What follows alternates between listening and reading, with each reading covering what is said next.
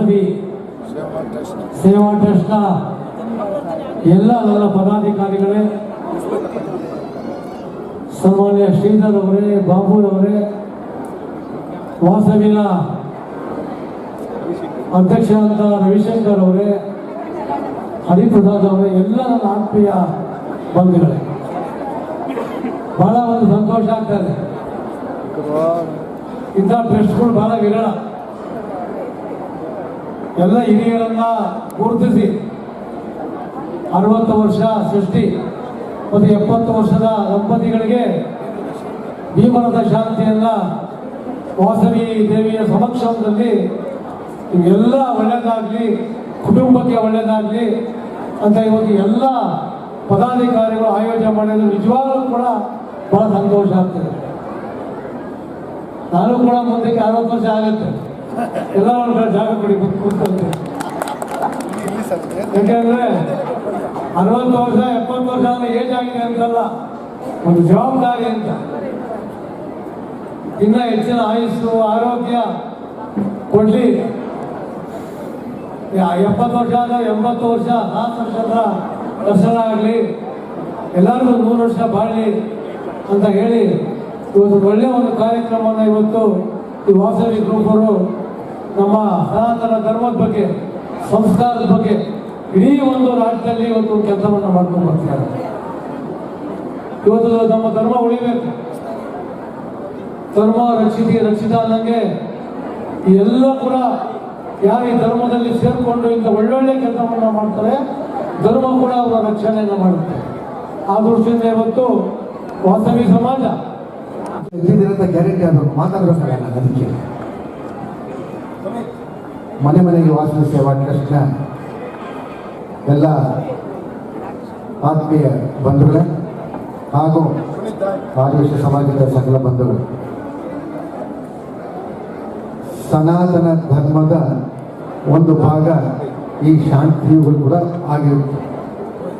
ಯಾವ ಮನೆಯಲ್ಲಿ ಹಿರಿಯರು ಒಂದು ಹಂತದವರೆಗೂ ತಮ್ಮ ಕುಟುಂಬವನ್ನು ಸಾಕಿ ಪೋಷಣೆ ಮಾಡಿರ್ತಾರೆ, ಅವರು 60, 70, 80ಕ್ಕೆ ಬಂದ ಸಂದರ್ಭದಲ್ಲಿ ಮಕ್ಕಳು ಬಂಧುಗಳು ಸೇರಿ ಅವರಿಗೆ ಮತ್ತಷ್ಟು ಆರೋಗ್ಯವನ್ನು ಕೋರಿ ದೀರ್ಘಾಯುಷ್ಯವನ್ನು ಕೋರಿ ಮಾಡುವಂಥ ವಿಶೇಷವಾದ ಕಾರ್ಯಕ್ರಮವನ್ನು ನಾವು ಈ ದಿನ ಮನೆ ಮನೆಗೆ ವಾಸವಿ ಟ್ರಸ್ಟ್ ಸೇವಾ ಟ್ರಸ್ಟ್ ಮೂಲಕ ಸಾಮೂಹಿಕವಾಗಿ ನಡೆಸ್ಕೊಳ್ತಾ ಇರೋದು ಬಹಳ ವಿಶೇಷವಾಗಿದೆ. ಈ ಟ್ರಸ್ಟ್ ಎಲ್ಲ ಪದಾಧಿಕಾರಿಗೆ ಅಭಿನಂದನೆ ಸಲ್ಲಿಸ್ತೇನೆ. ಬಂಧುಗಳೇ, ಧಾರ್ಮಿಕ ಕಾರ್ಯಕ್ರಮಗಳಲ್ಲಿ ಬಹುಶಃ ಈ ರಾಜ್ಯದಲ್ಲಿ ಆದಿವಾಸಿ ಸಮಾಜ ಅತಿ ಹೆಚ್ಚು ಕಾರ್ಯಕ್ರಮ ಮಾಡುತ್ತೆ. ನಿಮ್ಗೆ ಆಶ್ಚರ್ಯ ಆಗ್ಬೋದು, ಈ ರಾಜ್ಯದಲ್ಲಿ 307 ವಾಸವಿ ದೇವಾಲಯಗಳಿದ್ದಾವೆ. 307 ವಾಸವಿ ದೇವಾಲಯಗಳಿದ್ದಾವೆ. ಪ್ರತಿ ವರ್ಷ ವಾಸವಿ ಜಯಂತಿ 417 ಕಡೆ ಈ ರಾಜ್ಯದಲ್ಲಿ ನಡೆಯುತ್ತೆ. ಒಂದು ದಿನದ ವಾಸವಿ ಜಯಂತಿಗೆ ಪ್ರಶ್ನ ಮುಖಾಂತರ ಇವತ್ತು ನಾವು 60 ವರ್ಷ ಮತ್ತೆ 70 ವರ್ಷ ದಂಪತಿಗಳಿಗೆ ಸಾಮೂಹಿಕ ಷಷ್ಠಿ ಪೂರ್ತಿ ಶಾಂತಿ ಹಾಗೂ ಸಾಮೂಹಿಕ ಭೀಮರಥ ಶಾಂತಿ ಕಾರ್ಯಕ್ರಮನ ಇವತ್ತು ಹಮ್ಮಿಕೊಂಡಿದ್ದೀವಿ. ಸುಮಾರು ಇದರಲ್ಲಿ ನಮ್ಮ ರಾಜ್ಯದ ಸುಮಾರು 80 ದಂಪತಿಗಳು ಹಾಗೂ ನೆರೆ ರಾಜ್ಯಗಳಿಂದನೂ ಆಂಧ್ರ ಮತ್ತೆ ತಮಿಳುನಾಡು ಭಾಗಗಳಿಂದನೂ ಈ ಕಾರ್ಯಕ್ರಮಕ್ಕೆ ಆಗಮಿಸಿದ್ದಾರೆ. ಹಾಗೂ ಈ ಕಾರ್ಯಕ್ರಮದ ನಾವು ಪ್ರತಿ ವರ್ಷ ನಡೆಸ್ಕೊಂಡು ಬರ್ತಾ ಇದ್ದೀವಿ. ಇವತ್ತು ನಮ್ದು 3ನೇ ವರ್ಷ. ಇದರಲ್ಲಿ 80 ದಂಪತಿಗಳಿದ್ದಾರೆ. ಬಟ್ ಈ ದಂಪತಿಗಳಿಗೆ ನಾವು ಅವರ ಮಕ್ಕಳು ಮರಿ ಮಕ್ಕಳು ಎಲ್ಲರಿಗೂ ಸೇರಿ ಈ ಶಾಸ್ತ್ರೋಕ್ತವಾಗಿ ಕಾರ್ಯಕ್ರಮಗಳನ್ನ ನಡ್ಸ್ಕೊಂಡು ಬರ್ತಾ ಇದ್ವಿ. ಅದ್ರ ಜೊತೆಗೆ ಇವತ್ತು ನಮ್ಮ ವಾಸವಿ ರಥ ಅಂತ ನಾವೇನು ಉದ್ಘಾಟನೆ ಮಾಡ್ತಾ ಇದ್ವಿ, ಅದು ನಮ್ಮ ವಾಸವಿ ಮೂಮೆಂಟ್ ಅಂತ ನಾವು ಏನ್ ಸ್ಟಾರ್ಟ್ ಮಾಡಿದ್ವಿ. ಪ್ರತಿ ಮನೆಗೂ ಟೆಂಪಲ್ ಆನ್ ವೀಲ್ಸ್ ಅಂತ ಕರಿತೀವಿ ಇದನ್ನ. ಪ್ರತಿಯೊಂದು ಮನೆಗೂ ಅಮ್ಮನವ್ರು ಹೋಗ್ಬೇಕು. ಅಮ್ಮನವ್ರು ಹೋಗ್ಬಿಟ್ಟು ಅವ್ರ ಮನೇಲಿ ಯಾವ ರೀತಿ ನಮ್ಮ ಸತ್ಯನಾರಾಯಣ ಸ್ವಾಮಿ ಪೂಜೆ ಮಾಡ್ತಾರೆ, ಸಾಯಿಬಾಬಾ ಪೂಜೆ ಮಾಡ್ತಾರೆ, ಅದೇ ರೀತಿ ಅಮ್ಮನವ್ರದ್ದು ಪೂಜೆ ಮಾಡ್ಬೇಕು ಅವ್ರ ಮನೆಯಲ್ಲಿ. ಸೊ ನಮ್ದೇ ವಿಧವಾದ ಪೂಜಾ ಟೀಮ್ ಇದೆ, ಮತ್ತೆ ಭಜನಾ ಟೀಮ್ ಇದೆ. ಈ ತರ ಅವ್ರ ಮನೆಯಲ್ಲಿ ಪೂಜೆ ಮಾಡಿಸ್ತೀವಿ. ಮತ್ತೆ ಅವ್ರ ಮನೆಯಲ್ಲಿ ಭಜನೆ ಮತ್ತೆ ವಾಸವಿ ಪುರಾಣ ಇದೆಲ್ಲ ನಿರಂತರವಾಗಿ ನಡಿಬೇಕು ಅಂತ ಈ ವಾಸವಿ ರಥವನ್ನ ಇವತ್ತು ಉದ್ಘಾಟಿಸಲಾಗ್ತಾ ಇದೆ. ಇವತ್ತು ನಮ್ಮ ಉಡುಪಿ ಪೇಜಾವರ ಮಠದ ವಿಶ್ವಪ್ರಸನ್ನ ತೀರ್ಥ ಸ್ವಾಮಿಗಳು ಆಗಮಿಸಿ, ಹಾಗೂ ನಮ್ಮ ಜಯನಗರದ ಶಾಸಕರು ರಾಮಮೂರ್ತಿ ಅವರು ಆಗಮಿಸಿ, ನಮ್ಮ ಮಹಾಸಭೆಯ ಅಧ್ಯಕ್ಷರು ರವಿಶಂಕರ್ ಅವರು ಆಗಮಿಸಿ ಈ ರಥವನ್ನು ಉದ್ಘಾಟಿಸಿದ್ದಾರೆ. ಈ ಕಾರ್ಯಕ್ರಮ ಇವತ್ತು 1 ದಿವಸದ ಕಾರ್ಯಕ್ರಮ, ಬೆಳಗ್ಗೆಯಿಂದ ಸಾಯಂಕಾಲದವರೆಗೂ ನಡೆಯುತ್ತೆ. ಇದೇ ರೀತಿ ನಾವು ಪ್ರತಿ ವರ್ಷನೂ ನಮ್ಮ ಸೇವಾ ಕಾರ್ಯಕ್ರಮಗಳ ಜೊತೆಗೆ ಷಷ್ಠಿ ಪೂರ್ತಿ ಶಾಂತಿ ಕಾರ್ಯಕ್ರಮ ನಡೆಸ್ಕೊಂಡು ದಯವಿಟ್ಟು ನಾನೇನು ನಮ್ಮ ಸಮಾಜಕ್ಕೆ ರಿಕ್ವೆಸ್ಟ್ ಮಾಡೋದು, ಅಮ್ಮನವ್ರದ್ದು ತಾವು ಈ ರಥವನ್ನ ತಮ್ಮನೆ ಕರ್ಸ್ಕೊಳ್ಳಿ, ಅಮ್ಮನವ್ರ ಪೂಜೆ ಮಾಡಿ ಹಾಗೂ ಪುನೀತರಾಗಿ ಅಂತ ಬಿಟ್ಟು ನಿಮ್ ಮನೇಲಿ ಏನಾದ್ರು ಶುಭ ಕಾರ್ಯಗಳಾದ್ರೆ, ಈಗ ಗೃಹ ಪ್ರವೇಶ ಆಗ್ಬೋದು, ಮದುವೆಗಳಾಗ್ಬೋದು, ನಾಮಕರಣ ಆಗ್ಬೋದು, ಅದ್ರಲ್ಲಿ ಅಮ್ಮನವ್ರನ್ನ ಕರ್ಸ್ಕೊಂಡು ಶುಭ